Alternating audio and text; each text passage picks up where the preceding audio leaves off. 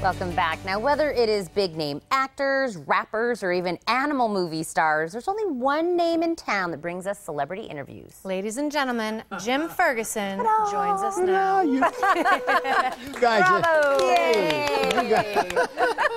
you guys are the greatest. I even have a little gossip today, okay? I love gossip. We're going to talk about the DVD release. In fact, it's being released today. How's that for timing? Danny Collins, starring Al Pacino. A very small studio put this movie together, low budget, Heather. I mean, they hardly paid the actors scale, you know. But Pacino really wanted to play Danny Collins, an aging rock star that gets a letter. His agent finds a letter that was written to him when he was a star 20 years ago from John Lennon. Wow. The famous John Lennon.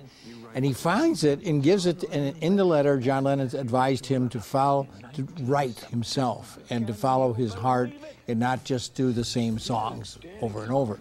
So he takes that to heart, and he starts by reconnecting with his son that he hadn't talked to in 20, 30 years, and who is married to the beautiful Jennifer Garner. So that's his daughter-in-law.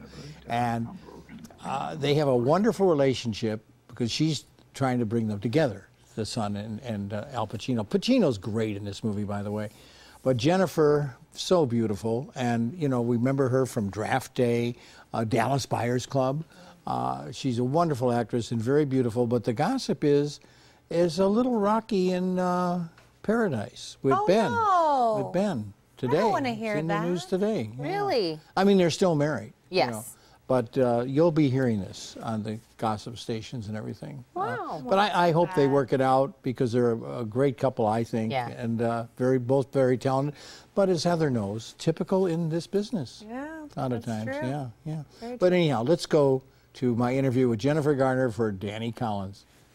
I interviewed you in Toronto for Dallas Buyers Club, and we'd had that feeling of awards. And we kind of, you know, we were predicting, and we knew it. I have the same feeling about this movie, Danny Collins. I hope it's remembered at award time. I hope so. I have to say, watching Al do it in front of me, much less seeing it on the big screen, I was shocked when I found out that they were holding it until the spring because I think his performance is just so gorgeous and memorable. But maybe people will hold on to it, and if not, you know, it's almost like a bargain. You're getting an award caliber performance in March. Exactly, and it sure is that.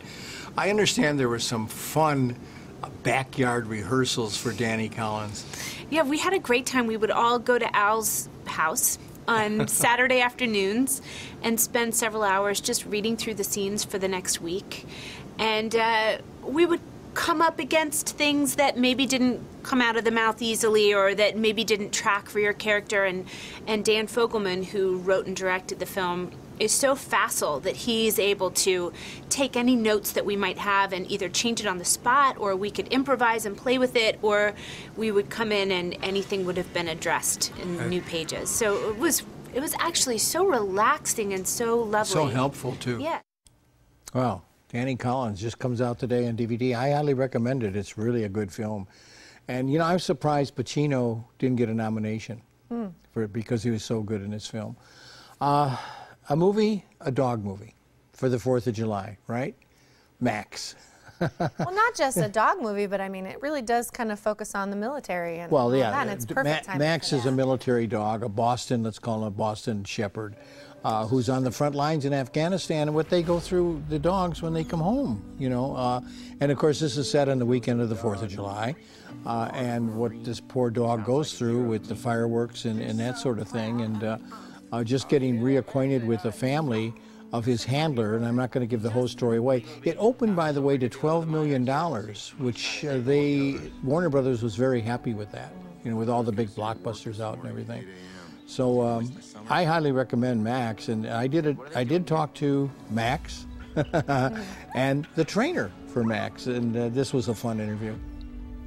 Do you know much about the military war dogs? I know some, sure, because we've done research. And why are these dogs so special at doing what they have to do? Because the breed is a breed that loves to bite, and they're bite not as like necessarily.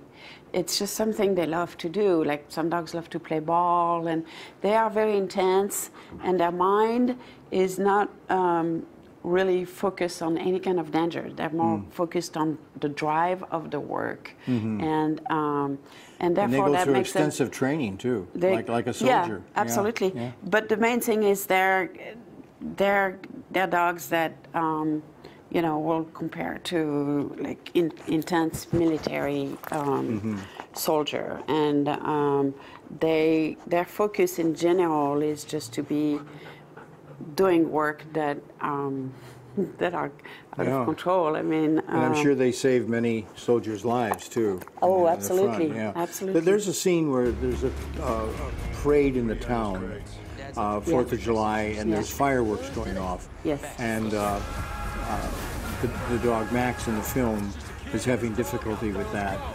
Is that typical?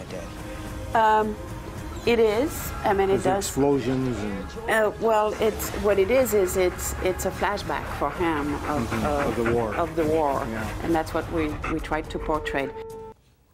Oh, I'm about to cry just I from know. the I know. that And the trailer funeral again. scene, oh my God, you know. Yeah, this was a difficult movie to shoot, and I didn't say this before, but Max did bite Thomas Hayden Church in the hand. He went to pet him, and he got bitten, so he couldn't work for a few days. Oh my gosh. Yeah, Oh. yeah. Wow. They're not pets. They're not good pets at all. In fact, the trainer says that you don't want this dog as a pet. It's they're fighters. Yeah. You know, they're fighters. Very yeah. powerful, very beautiful animal, though. They are. They really are. Beautiful animals.